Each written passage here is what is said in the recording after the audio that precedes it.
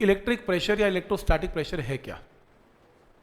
Electrostatic pressure का जो concept है वो कुछ ऐसा है कि अगर आपके पास कोई भी एक चार्ज बॉडी है, ये लो, अगर आपके पास कोई भी एक चार्ज बॉडी है, इस चार्ज बॉडी का कोई भी एक पॉइंट ले लो, चलो ये ले लो, जिसका एरिया कुछ एरिया होगा, एरिया है, तो ये जो बचा हुआ पोर्शन देख रहे हो ब्लैक कलर का, ग्रीन को छोड़ के, ग्रीन कलर के ऊपर कुछ तो चार्ज है ही है, छोटा चार्ज है।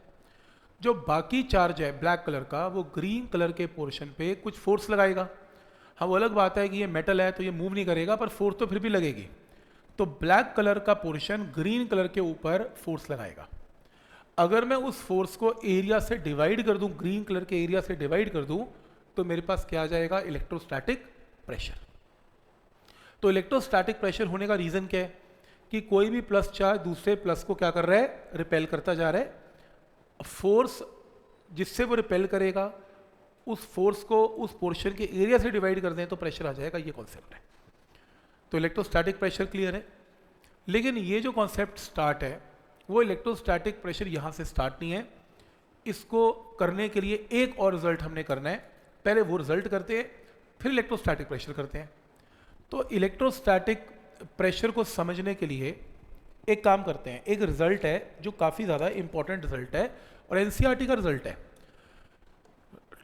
क्वेश्चन ये है कि अगर आपके पास कोई भी एक चार्ज बॉडी लेते हैं और ये एक मेटल है, ये एक मेटल की बॉडी है, कंडक्टर है, मेटल है, मेटल के अंदर चार्ज एग्जिस्ट नहीं कर सकता, चाहे ये सॉलिड है चाहे ये हॉलो है। हॉलो है फिर तो अंदर चार्ज होने का मतलब ही नहीं है, और अगर ये सॉलिड है तो भी चार्ज अंदर होने का मतलब ही नहीं है, चार्ज सॉलिड के मेटल के बाहर आ जाएगा। तो इसका मतलब चार्ज डिस्ट्रीब्यूशन कैसे है? सिग्मा। सिग्मा का मतलब चार्ज बाय एरिया। ठीक हो गया यहाँ तक?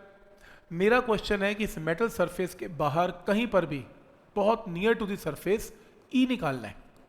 मुझे इलेक्ट्रिक फील्ड निकालना है इस मेटल सरफेस के कोई भी इसके बहुत ही क्लोज कोई पॉइंट ले लेते हैं, मुझे उस पॉइंट के ऊपर ई की वैल्यू बतानी है। ये क्वेश्चन है। क्या ये पॉइंट यहाँ तक क्लियर है? तो रूल ये बनाया मैंने कि जहां मुझे ई निकालना है, चलो मुझे मान लो यहाँ ई निकालना है, टेक अ गॉसियन सरफेस। चलो ये मैंने रेड कलर की गॉसियन सरफेस ले ली, जहां पर मुझे क्या निकालना है? ई निकालना है। बना लिया यहाँ तक? पर प्रॉब्लम ये है कि अगर मैं यहाँ गॉस थ्योरम लगाना चाहता हूँ तो लगा नहीं पाऊंगा, क्योंकि ये एक छोटा सा एरिया है and is not a closed surface. इसकी क्लोज सरफेस बनाने के लिए इमेजिन करो मैंने एक सिलेंडर ले लिया, कुछ भी ले लो, मैंने ये ले लिया, एक सिलेंडर ले लिया, जस्ट इमेजिन करना है ताकि क्लोज बन जाए। हाँ, वो अलग बात है कि मुझे ई यही निकालना है और मुझे कहीं ई निकालना नहीं है, तो ये लो मैंने यहाँ ले लिया। इमेजिन करो कि इसका जो एरिया है वो कहाँ पर है? वो यहाँ पर है। डीएस वेक्टर ये ना, एरिया वेक्टर परपेंडिकुलर है। इसका एरिया वेक्टर अगर मैं यहाँ लूँ तो एरिया वेक्टर कहाँ पर है? यहाँ पर है। अगर कोई एलिमेंट यहाँ लें तो एरिया वेक्टर यहाँ पर है, ऐसे ऐसे। और अगर मैं कहूँ कि मुझे पूरे सिलेंडर का फ्लक्स निकाल के दो, तो टोटल फ्लक्स क्या होगा इसका? इस सरफेस का ई वेक्टर बाहर है, क्योंकि जहां ई निकालना है +1 रख लो, तो इसके ऊपर प्लस चार्ज है जो इसके बीच में आ रहा है, प्लस प्लस को रिपेल करेगा, और वैसे भी इलेक्ट्रिक लाइंस ऑफ फोर्स बाहर जाती हैं, तो फ्लक्स क्या होगा? E into area. और मान लेते हैं कि इस रेड कलर का जो एरिया इमेजिन किया मैंने, यहाँ पर जो एरिया इमेजिन किया उसकी वैल्यू इज ए। तो एक काम करें, फ्लक्स क्या आ गया? ई इंटू ए। ई इंटू ए क्यों? इस पोर्शन का फ्लक्स क्या आया? रेड कलर का, ई इंटू ए। लेकिन किसी ने कहा सर पूरा सिलेंडर है, पूरे सिलेंडर का फ्लक्स निकाल लो। ये देखो यहां पे एरिया और ई आपस में कितने एंगल पर है? 90। तो इसका फ्लक्स क्या हो गया? 0। इसका फ्लक्स भी क्या हो गया? 0। और मेटल के अंदर ई एग्जिस्ट करता ही नहीं, तो इसका फ्लक्स तो वैसे 0। तो इसका वैसे 0, कर्व्ड सरफेस एरिया का वैसे 0, तो बच क्या गया? सिर्फ यही बच गया। तो टोटल फ्लक्स क्या आ गया? E into area. ठीक हो गया? लेकिन मुझे ये बताया गया टोटल फ्लक्स है charge inside divided by epsilon not. अब इनसाइड चार्ज क्या है? इस सिलेंडर के अंदर कौन सा चार्ज है? सिर्फ ये चार्ज, जो क्योंकि ये सरफेस, इस पूरी मेटल की सिर्फ यही सरफेस इसके अंदर थी। अब ये चार्ज कितना है? ये चार्ज है सिग्मा को एरिया से मल्टीप्लाई कर दे, चार्ज आ गया। इसमें सिग्मा यूज कर रहे हैं और इस पोर्शन का एरिया क्या है, ए, क्योंकि इसका एरिया ए तो इसका एरिया भी ए है, तो sigma into area. Equation number 2, दोनों को इक्वेट कर लेते हैं, 1 इज इक्वल टू 2, तो एक बार फ्लक्स आया ई इंटू एरिया, एक बार आया sigma into area bye epsilon naught, तो ई की वैल्यू कितनी आ गई, सिग्मा बाय। फॉर्मूला रजिस्टर में एंटर कर लो फोटो बना के इसकी, कि किसी भी मेटल सरफेस के पास अगर आपको ई निकालना है तो ये फॉर्मूला नोट करो, सिग्मा बाय एप्सिलॉन नॉट।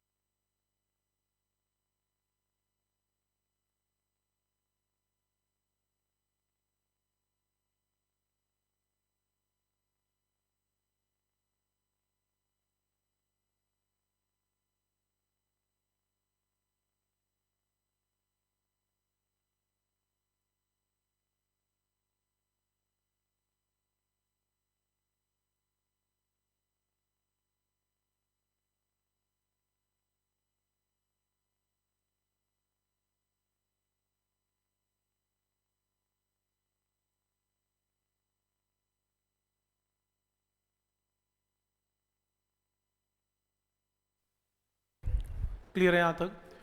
तो ये एनसीईआरटी की डेरिवेशन भी है, ये आ सकती है कि किसी भी कंडक्टर जो कि स्फेयर नहीं है, अगर आपको याद हो तो मैंने आपको गॉस थ्योरम की डेरिवेशन में करवाया था कि अगर आपके पास एक शेल है, याद करो, अगर आपके पास एक स्फेरिकल शेल है, स्फेरिकल शेल के बाहर ई का फॉर्मूला क्या था, सिग्मा बाय एफ। चेक कर लो अपना फॉर्मूला रजिस्टर, यही तो है। स्फेरिकल शेल में ऑलरेडी हम प्रूव कर चुके हैं, लेकिन अगर ये स्फेरिकल शेल नहीं है तो भी इसका आंसर विल रिमेन सेम। याद आ रहा है ये फॉर्मूला था, सिग्मा बाय एप्सिलॉन नॉट शेल का ई का फॉर्मूला टेस्ट में भी था, तो यही तो फॉर्मूला था। क्लियर है यहाँ तक? तो अगर पेपर में स्फेरिकल शेल आता है फिर तो डेरिवेशन की हुई एनसीईआरटी की, और अगर नहीं आता फिर ये डेरिवेशन है ऐसे। चलो वापस चलते हैं इलेक्ट्रोस्टैटिक प्रेशर। अब हमें ये पता लग गया कि हमारे पास अगर कोई भी चार्ज्ड सरफेस है, जैसे कोई भी ले लेता हूँ मैं, मान लो ये ले ली मैंने, ये रहा, तो इमेजिन करो कि यहाँ पर कोई चार्ज है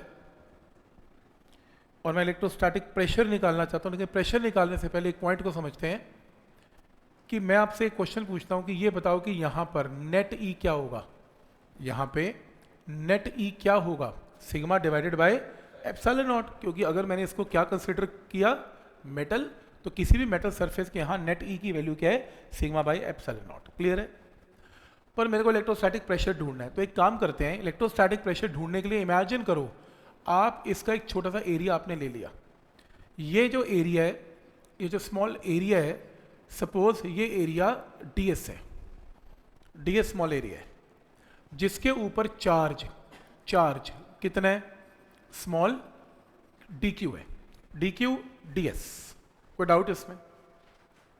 ठीक है, आप मुझे एक चीज बताना, और हाँ पूरा शेल, ये पूरा का पूरा मेटल, यहां पे नेट ई क्या लगाएगा?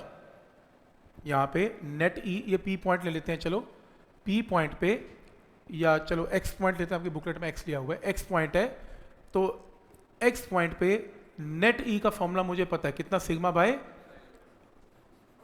है ना, एप्सिलॉन नॉट। क्लियर है? मैंने ये पूछा कि ठीक है नेट ई यहां पे पता लग गया, सही है, यहां पे नेट ई लगा कौन रहा है? तो किसी ने कहा ठीक है हम इस बॉडी को दो हिस्सों में बांट लेते हैं, पहला हिस्सा ग्रीन कलर का छोटा एलिमेंट, ये छोटा एलिमेंट यहां पे इसे रिपेल करेगा, और ई क्या लगाएगा? E1, ये +1 रखेंगे तो इसे रिपेल करेगा, तो क्या आएगा? E1। तो ग्रीन कलर का एलिमेंट यहां पर क्या लगाएगा? E1। फिर ब्लैक कलर का एलिमेंट देख रहे हो, ये ब्लैक कलर का बचा हुआ पूरा एलिमेंट, पूरा कंडक्टर, ये भी तो इसको क्या करेगा? रिपेल, और क्या लगाएगा यहां पर? E2।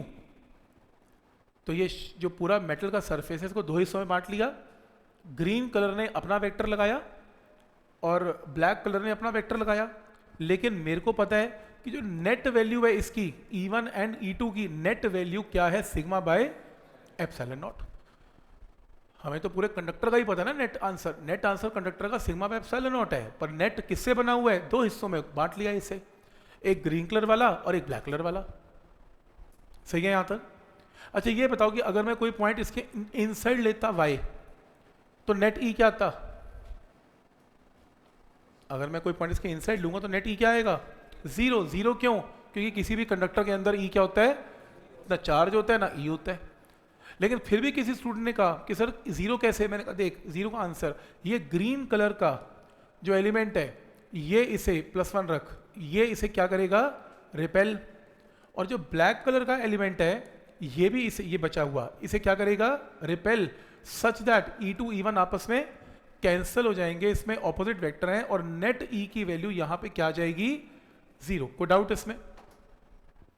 नेट ई की वैल्यू क्या है? 0।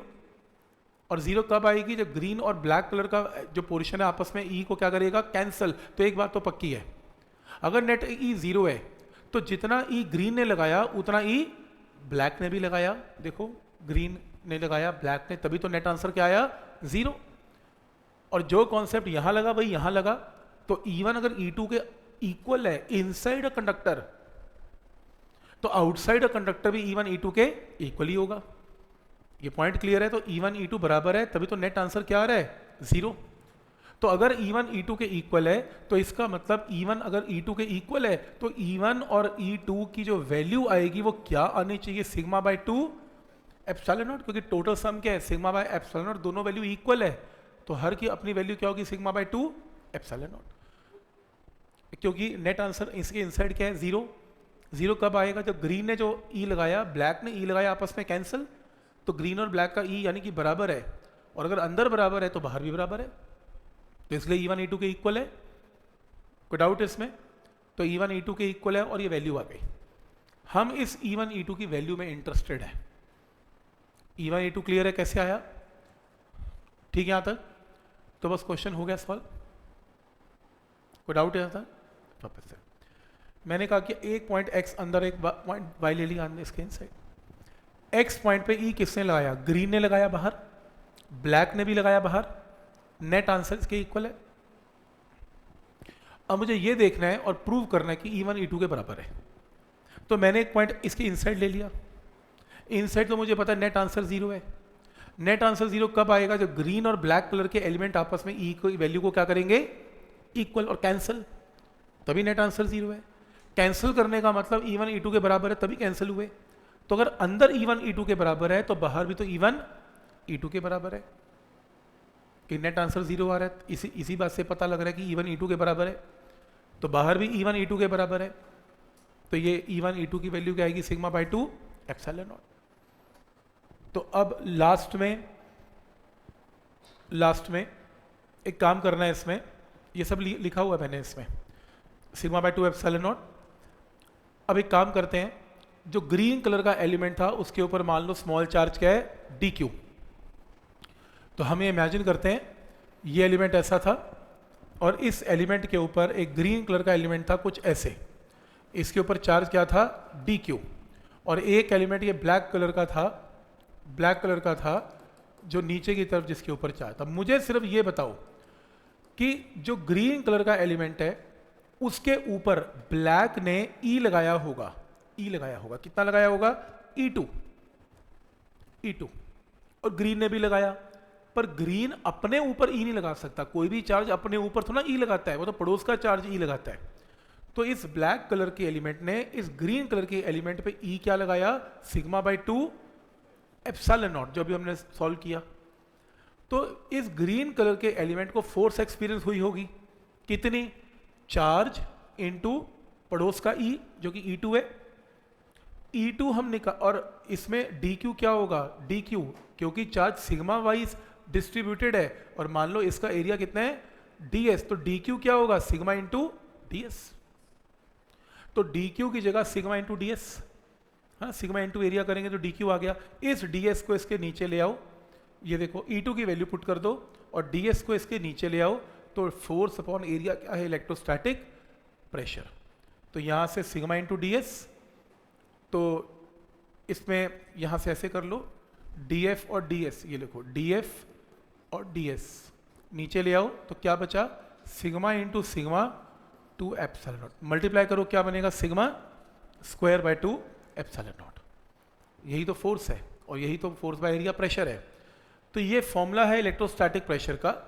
बोर्ड में कम चांस कभी आया नहीं, सच बताऊं, बट फिर भी एनसीईआरटी की बुक इसको लिखती है तो मैंने ये टॉपिक करवाया, पर डेरिवेशन वाइज मैंने देखा नहीं।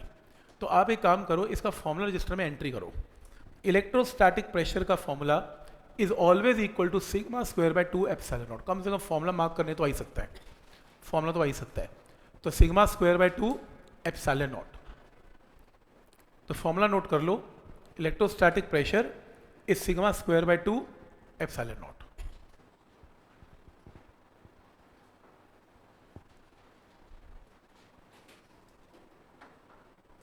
ठीक है,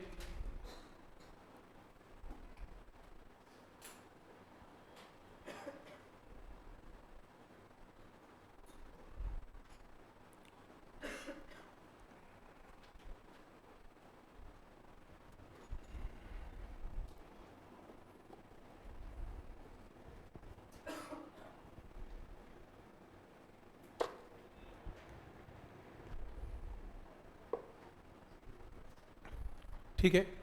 तो इलेक्ट्रोस्टैटिक प्रेशर σ²/2 एप्सिलॉन नॉट। फिर एक और भी काम कर सकते हैं, किसी भी मेटल की सरफेस के पास नेट ई क्या होता है, σ/एप्सिलॉन नॉट। क्रॉस मल्टीप्लाई करके सिग्मा को ऊपर पुट कर दिया, ये रहा, सॉल्व करके ये आंसर। कई बुक्स ये भी मार्क करती हैं, कई बुक्स ये भी मार्क करती हैं, आंसर दोनों का सेम है, तो मार्क कर लो।